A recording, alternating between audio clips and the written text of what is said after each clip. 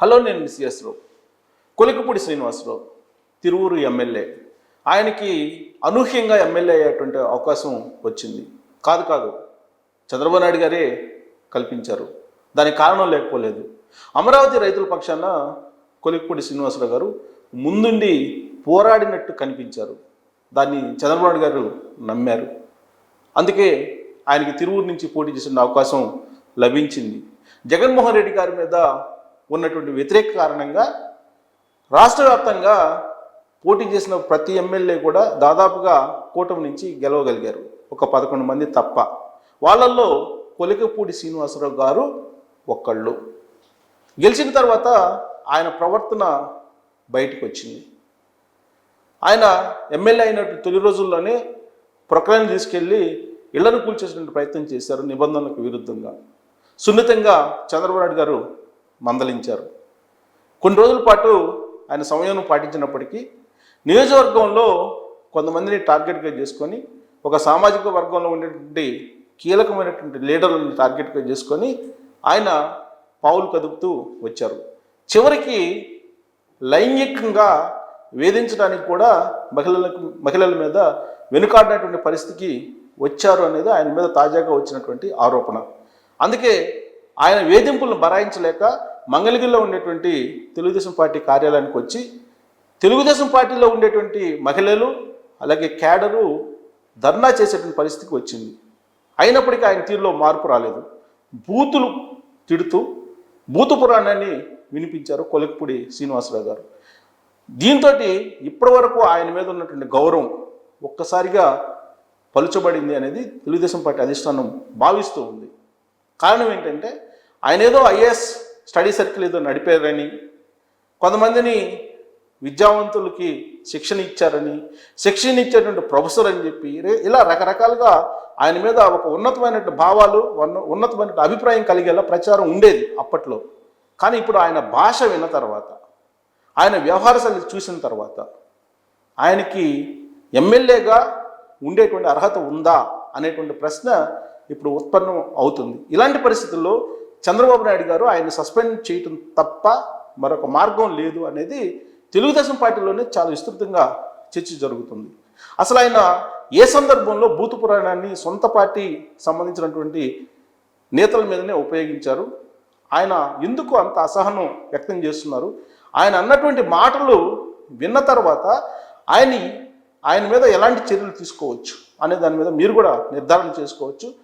ఒక వీడియో అయితే నా దగ్గర ఉంది, తిరువూరు నుంచి నాకు అందింది. అది తిరువూరులో ఆయన అక్కడ ఉండేటువంటి ఒక నిర్మాణ కార్మికులు సంబంధించి ఒక మీటింగ్లో పార్టిసిపేట్ చేసి ఆయన చేసినటువంటి వ్యాఖ్యలు ఏంటి అనేది మనం కనుక చూస్తే, ఆయన వాడినటువంటి పదజాలాన్ని బట్టి ఆయన నిజంగానే ఐఏఎస్ స్టడీ సర్కిల్ నడిపారా? ఆయన నిరుద్యోగులకి శిక్షణ ఇచ్చారా? ఒకవేళ శిక్షణ ఇస్తే ఇలాంటి పదజాలం ఎందుకు వస్తుంది ఆయనకి అనేది అనుమానం కలుగుతుంది. సో ఆయన ఉపయోగించినటువంటి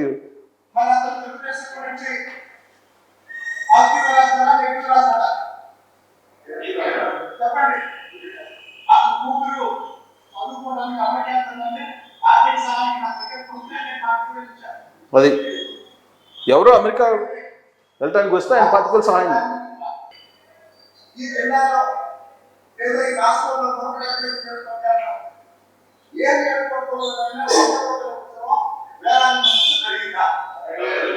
సో 175 నియోజకవర్గాలు రాష్ట్రంలో ఎక్కడ జరిగిన విధంగా తిరువూరులో నిర్వహించారంట 100 రోజుల పండుగ.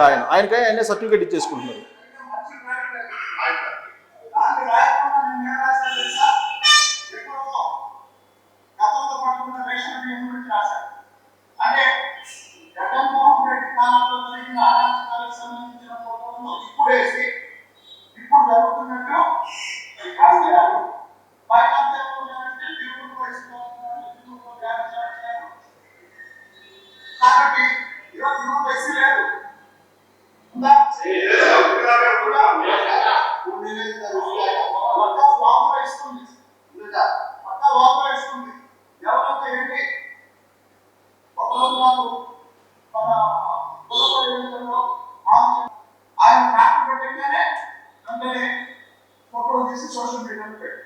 అంటే మీడియా మీద ఆయన అసహనాన్ని వ్యక్తం చేస్తున్నారు.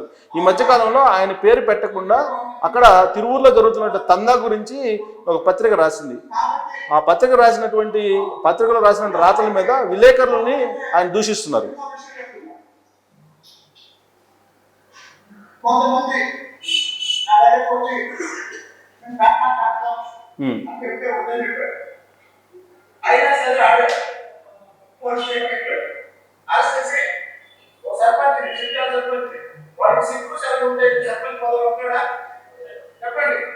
అది చిట్టాల సర్పంచ్ అని వాడు వీడు అంటున్నాడు ఆయన.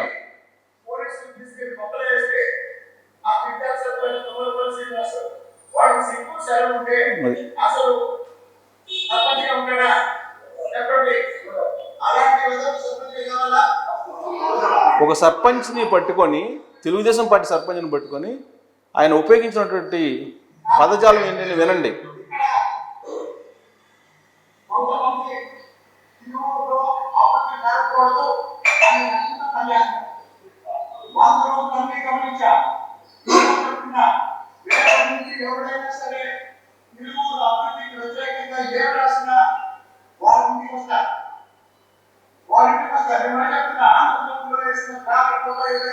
అదే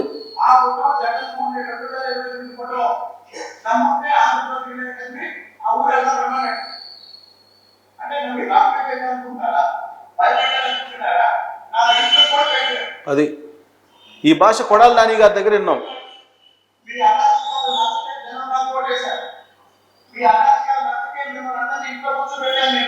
అంటే అంటే తిరువూరులో ఉన్న తెలుగుదేశం పార్టీ వాళ్ళ అరాచకాలు నచ్చక ఈయన కోటేశారట.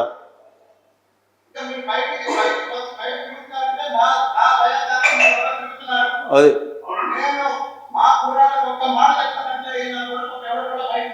అది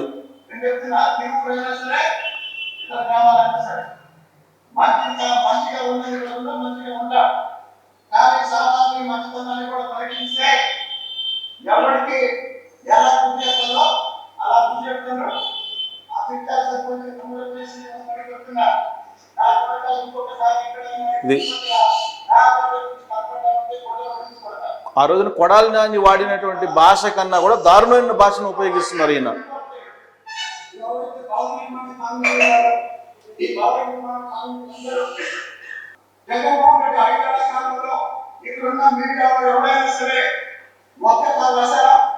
అది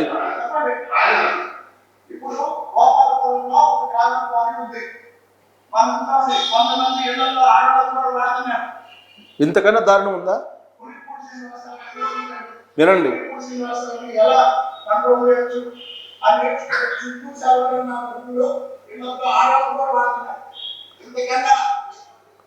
so the great Kolikapudi Srinivasarao గారు ఎమ్మెల్యే, ఆయన వాడినటువంటి పదజాలం చూస్తే కొడాలి నానిని కూడా మించిపోయారు. ఇళ్లల్లో ఉండేటువంటి మహిళలు ఏం చేశారు, వాళ్ళ గురించి ఎందుకు మాట్లాడుతున్నారు? ఇళ్లల్లో ఉండేటువంటి మహిళల్ని, ఆడవాళ్ళని వాడుతున్నారు అని చెప్పి ఆయన మాట్లాడుతున్నారు. పైగా ఆ సందర్భంగా ఆయన వాడినటువంటి పదజాలం, కొడాలి నాని అప్పట్లో అమ్మ మొగుడు అంటే దాన్ని మించినటువంటి పదాన్ని వాడారు ఆయన. ఆయన ఏమన్నారనేది మీరు ఆడియోలో చూసుంటారు. నేనైతే చెప్పలేనటువంటి పరిస్థితి ఉంది. అంత దారుణమైనటువంటి పదజాలాన్ని ఆయన ఉపయోగించారు.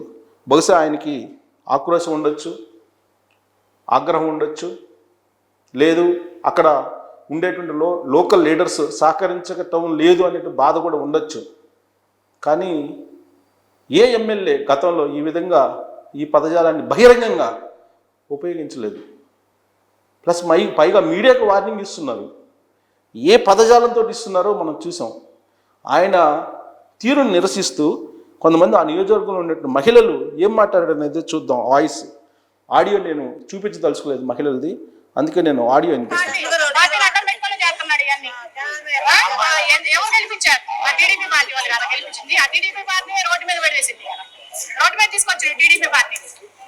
ఎందుకు తీసుకొచ్చింది? దేని వాళ్ళు తీసుకొచ్చింది? 30 సంవత్సరాలు పార్టీ రాకుండా రోడ్డు మీద తీసుకొస్తారు. ఏం చేశారు? అసలు ఏం చేశారు? ఏం చేసాం మేము? అసలు ఏం చేసాం మేము చేసే అన్యాయం ఏంటి? పార్టీకి ఏమైనా చేసామా? పార్టీకి ఏమైనా అన్యాయం చేసామా? పార్టీని కాదన్నా మేము మేము ఇంత పోరాడి ఇంత చేసి రోడ్డు మీద రావాల్సినంత అవసరం ఏంటి మాకు అసలు బయటికి రావాల్సినంత అవసరం ఏంటి మేము ఇలా హాస్పిటల్లో చేయాల్సినంత అవసరం ఏంటి అసలు? సో ఇప్పుడు ఎమ్మెల్యే గారు చేసినటువంటి లైంగిక వేధింపులు ఆయన వాడినటువంటి పదజాలాన్ని విన్న తర్వాత మనస్తాపానికి గురై అక్కడ ఉండేటువంటి చిట్యాల సర్పంచి సతీమణి అనుకుంటా ఆమె పేరు మెన్షన్ చేయను, ఆవిడ ఆత్మహత్యకు ప్రయత్నం చేశారు. అంటే ఏ స్థాయిలో తిరువూరు ప్రజల్లో తిరువూరులో ఉండేటువంటి మహిళల్ని కించపరిచారు ఈయన అనేది ఉదాహరణ. ఇప్పుడు ఆత్మహత్యతనం చేశారు, ఆత్మహత్యకు పాల్పడడానికి ప్రయత్నం చేశారు ఒక మహిళ అంటే ఏ స్థాయిలో తిరువూరు ఎమ్మెల్యేగా ఉన్నటువంటి కొలిగిపూడి శ్రీనివాసరావు గారు హింసించి ఉంటారు. పైగా ఆయన వాడినటువంటి పదజాలం తట్టుకోలేక వాళ్ళు ఆత్మహత్యకు పాల్పడుతున్నారు అని అంటే తెలుగుదేశం పార్టీ అధిష్టానం ఏం చేయాలి? పైగా తెలుగుదేశం పార్టీ ఎమ్మెల్యే తెలుగుదేశం పార్టీకి సంబంధించినటువంటి క్యాడర్ మీదనే లైంగిక వేధింపులు చేస్తూ మాట్లాడటం, పైగా తెలుగుదేశం పార్టీ ద్వారా తెలుగుదేశం పార్టీ నుంచి గెలవలేదని చెప్పి ఆయన చెప్తున్నారు. తెలుగుదేశం పార్టీలో ఉండేటువంటి లీడర్లు తిరువూరులో ఎవరైతే ఉన్నారో వాళ్ళ మీద వ్యతిరేకత కారణంగానే తనను గెలిపించారని చెప్పి చెప్తున్నారు కొలిగిపూడి గారు. తెలుగుదేశం పార్టీ టికెట్ తోటి తెలుగుదేశం పార్టీ బీఫామ్ తోటి ఆయన పోటీ చేసి గెలిచారు. ఆ విషయాన్ని మర్చిపోయి తెలుగుదేశం పార్టీలో ఉండేటువంటి కొంతమంది లీడర్ల కారణంగానే వాళ్ళ మీద ఉన్న వ్యతిరేకత కారణంగానే తాను గెలిచాను, తనని ప్రజలు గెలిపించారు అని చెప్పి చెప్తూ ఉన్నారు ఆయన. ఇదేం లాజిక్ అనేది అర్థం కావట్లేదు నాకైతే. ఇక ఆయన వాడినటువంటి పదజాలం ఇంట్లో ఆడవాళ్ళను కూడా ఉపయోగిస్తున్నారు అనేటువంటిది ఎంత దారుణమైనటువంటి పదజాలం.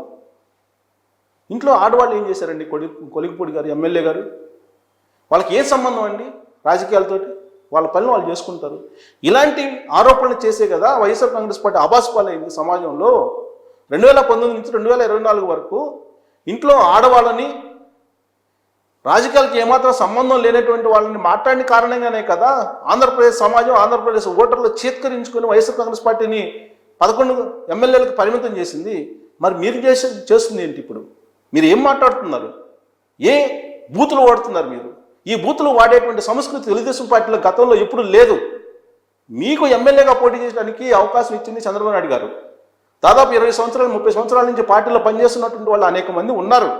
వాళ్ళని కూడా కాదని మీరేదో సేవ చేశారు, అమరావతి రైతుల పక్షాన్ని నిలబడ్డారని చెప్పి నమ్మినటువంటి చంద్రబాబు నాయుడు గారు మీకు టికెట్ ఇస్తే గెలిచిన తర్వాత మీరు వాడుతున్నటువంటి పదజాలం కేవలం తిరువూరుకే నష్టం జరుగుతుంది లేదా తిరువూరులో టీడీపీకే నష్టం జరుగుతుంది అనుకుంటున్నారా? ఆంధ్రప్రదేశ్ మొత్తం ఆలోచిస్తుంది తెలుగుదేశం పార్టీ ఇలాంటి వాళ్ళకి టికెట్లు ఇచ్చిందా, ఇలాంటి వాళ్ళని ఎమ్మెల్యేలు చేసిందా అని చెప్పి. సో ఇలాంటి పరిస్థితుల్లో చంద్రబాబు నాయుడు గారు నలిగిపోతున్నారు మీలాంటి వాళ్ళ కారణంగా. ఒకవైపు ఆంధ్రప్రదేశ్ అభివృద్ధి, మరొకవైపు జగన్మోహన్ రెడ్డి లాంటి మాజీ సీఎం నుంచి వస్తున్నటువంటి విపరీతమైనటువంటి ధోరణి పోకడలు, వీటన్నిటి మధ్య నలిగిపోతున్నటువంటి సమయంలో చంద్రబాబు నాయుడు గారు మీరు సపోర్ట్ ఉండాల్సింది పోయి మీరేం చేస్తున్నారు? తెలుగుదేశం పార్టీని భవిష్యత్తులో ఏం చెయ్యాలనుకుంటున్నారు మీరు ఆలోచించుకోవాలి.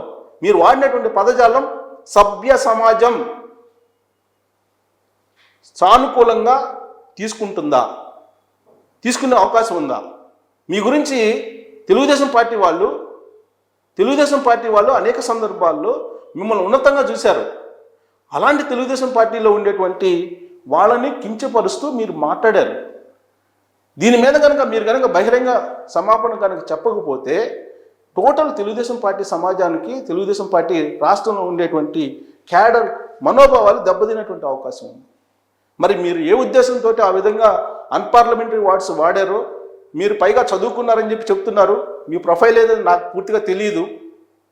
బట్ మీరు వాడినటువంటి పదజాలాన్ని కనుక విన్న తర్వాత మరి మీ ప్రొఫైల్ ఏంటి అనే దాని మీద కూడా అనుమానం కలుగుతుంది. సో ఇప్పుడు ఇదంతా చూసిన తర్వాత, ఇదంతా విన్న తర్వాత తిరువూరులో ఉండేటువంటి మహిళలు బయటకు వస్తున్నారు. వాళ్ళు ఎంతో మనస్తాపానికి గురైతే తప్ప మహిళలు బయటకు రారు.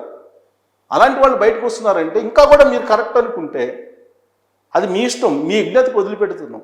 కానీ తెలుగుదేశం పార్టీ ప్రభుత్వాన్ని ఏ ఉద్దేశంతో అయితే ఆంధ్రప్రదేశ్ ప్రజలు గెలిపించుకున్నారో ఆ ఉద్దేశంతో పనిచేస్తూ చంద్రబాబు గారు ముందుకెళ్తున్నటువంటి సమయంలో ఇలాంటి పోకడలు తెలుగుదేశం పార్టీ భవిష్యత్తును ఏం చేస్తుంది అనే దాని మీద కామెంట్ రూపంలో మీ అభిప్రాయాలను కూడా తెలియజేయచ్చు. Thank you very much.